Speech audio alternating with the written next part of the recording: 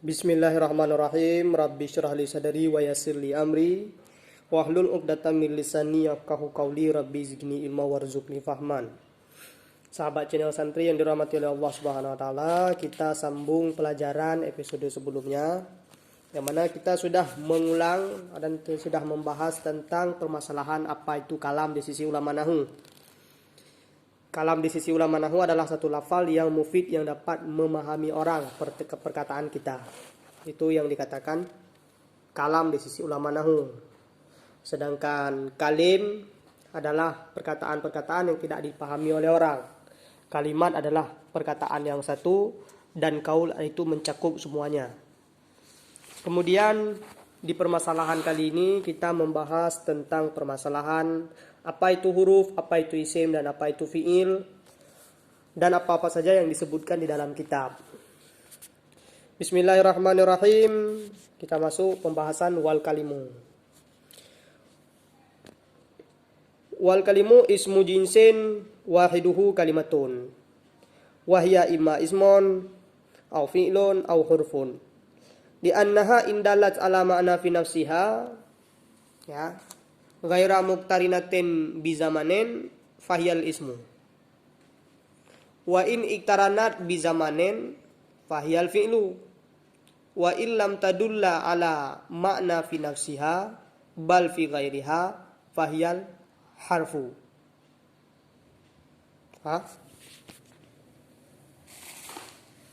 Oke. Dan bermula kalim itu adalah satu isim jenis. Wahiduhu dan bermula mufradnya kalim itu adalah kalimat. Nah ini. Ya. Kalim ini adalah isim jenis. Kalau jenis ini lebih umum. Sedangkan mufrad daripada kalim adalah kalimat. Kalimat jamaknya adalah kalim. Kalim mufradnya adalah kalimat. Arti makna mufrad adalah ketika dia satu. Dalam bahasa Arab itu ada istilah mufrad dan istilah jamak. Kalau jamak seperti contoh banyak kalimat itu namanya jamak. Kalau mufrad satu kalimat. Contoh babun itu mufrad, satu pintu.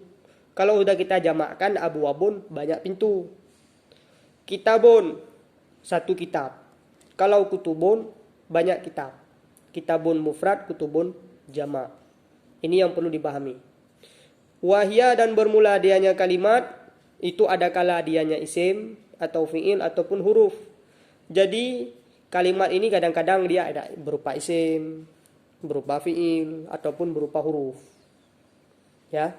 Karena sesungguhnya kalimat jika menunjuki dianya kalimat di atas makna pada dirinya kalimat, ya. Lagi ketiadaan mengikuti ianya kalimat dengan zaman, maka bermula dianya kalimat itu isim. Jadi bagaimana yang dikatakan isim? Yang dikatakan isim adalah kalimat yang menunjuki pada makna dirinya sendiri. Contoh seperti kalimat kitabun. Kitabun menunjuki kepada makna siapa? Makna kitab. Jadi kalau dia menunjuki kepada makna dirinya sendiri kemudian dia tidak menunjuki kepada zaman, dia dikatakan isim. Secara mudahnya isim itu adalah kata benda.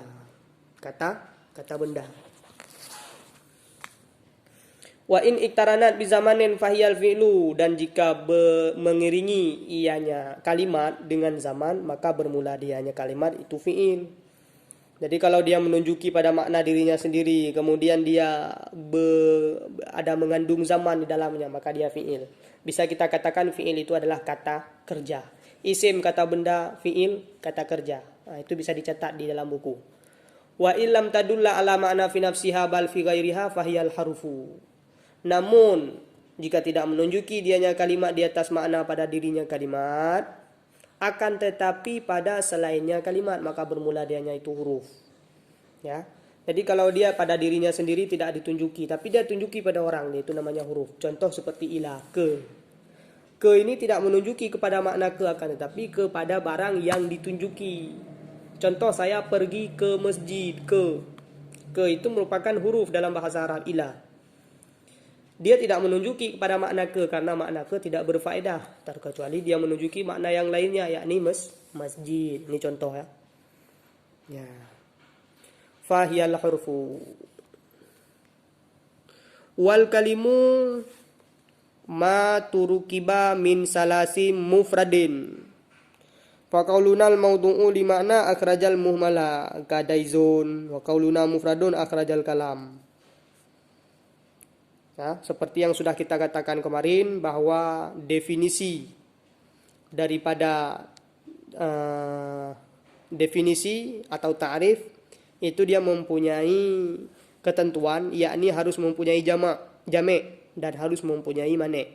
Jadi kata-kata wal kalimu maturukiba min salasin mufradin itu adalah jame'nya. Ya. Fa qaulunal mawdu'u li makna akhrajal muhmala. Di sini mane'-nya, mengeluarkan sesuatu yang tidak penting. Seperti kalimat daizun. Kemudian perkataan kita mufradun. Ketika beliau katakan mufrad, maturukiba min salasin mufradin. Ketika beliau katakan mufrad itu otomatis mengeluarkan kalam. Karena kalam itu tidak lagi mufrad. Fa innahu mawdu'un li makna ghairi mufrad. Karena kalam ini dia ditempatkan pada makna yang ketiadaan mufrad. Oke, mungkin di sini susah dipahami ya bagi mubtadi. Tapi kita sambung terus. Tsumma dzakara al-musannifu rahimahullahu taala annal qaula ya ummul jami'a. Kemudian menyebutkan oleh musannif rahimahullah, moga-moga Allah ridha kepadanya, bahwa sesungguhnya kaul itu umum ianya kaul akan seluruhnya. Jadi kalau kaul itu semua kalimat kaul, kalim kaul, kalam kaul, ya, itu umum dia, bisa dipakai semua. Ya. Jadi kalau ada ibarat kitab wa qauluhu kaul, berarti dia mencakup semua tulisan dalam bahasa Arab, baik memberi faedah ataupun tidak memberi faedah.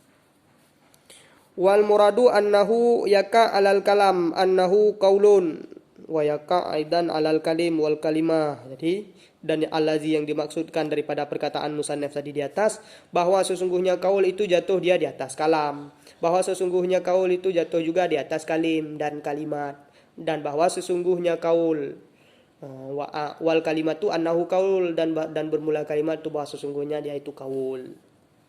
Ya. Wa za'ama ba'duhum annal asla isti'malahu fil mufradi thumma dzakara al-musannifu annal kalimata qad yaqsudu biha kalam.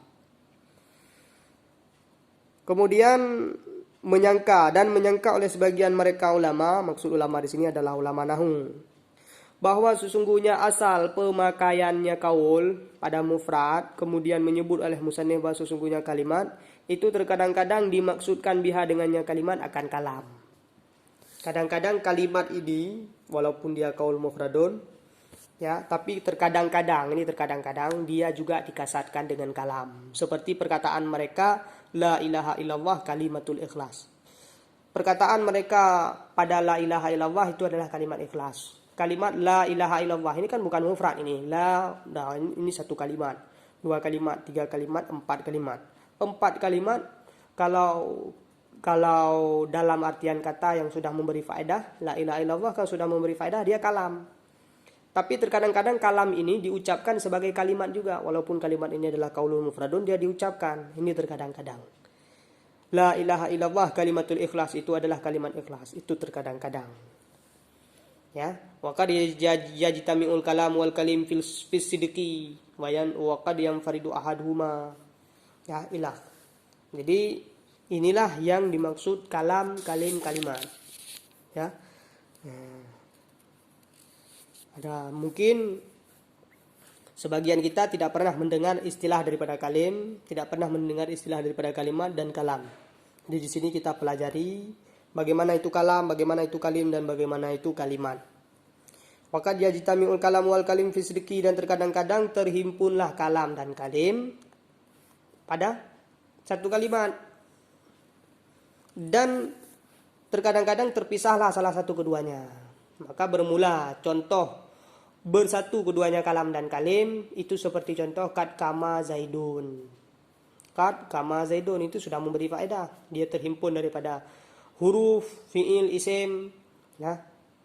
Dia kalim dan juga kalimat. Fa innahu kalam, dia sungguh kalam karena memberi faedah makna yang baguslah diam di atasnya. Dan kalim dia juga karena sesungguhnya dia dihimpun daripada tiga kalimat. Nah ini, tiga kalimat, 1, 2, 3. Ya, dihimpun daripada tiga kalimat. Wa misalu infiradul kalim, dan bermula contoh terpisahnya kalim dan kalam. In qama Zaidun, jika berdiri oleh si Zaid. Ini tidak masuk kalam padanya karena tidak memberi faedah. Jika berdiri oleh si Zaid, itu tidak memberi faedah. Kita tidak tahu apa maksudnya. Jadi dia tidak bersatu. Contoh hanya kalam saja, Zaidun kaimun.